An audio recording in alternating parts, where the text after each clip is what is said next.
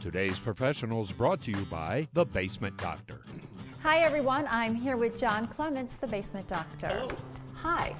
How are you? Great. What's new? You know, it's so nice to be friends with you because then I always get advice on Is it stuff good that's advice going or on. bad advice? That's the big question. It's kind of a mix. Oh, It's it's dicey. a mix? Okay. It's dicey. Oh, great.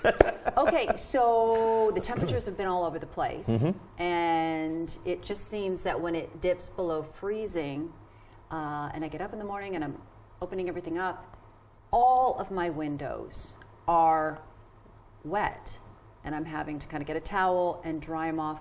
What could be happening there? There's not just one reason why that happens. Okay. Okay.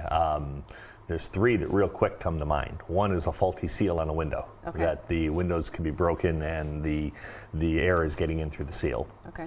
Another can be that the window is installed wrong, where it doesn't have the insulation around the edge. Or it can be that you've got a foundation issue, which is kind of interesting that it can come down to that.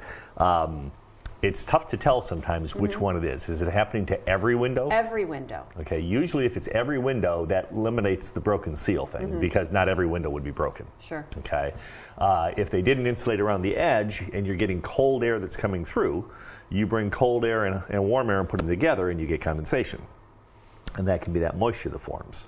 Or you can also get to the point where if you have a damp crawl space underneath the house or a wet basement or something that just has a real high humidity level that there's a lot of groundwater running underneath it, that is causing that water to vaporize and come upstairs can also be a situation. So that is something that I could call you about, and you could come in and check out and perhaps suggest a remedy. Yeah, one way to check it is to check the humidity levels in your house. Okay. You can take a humidity stat and check the different levels of the floors and see where it's at.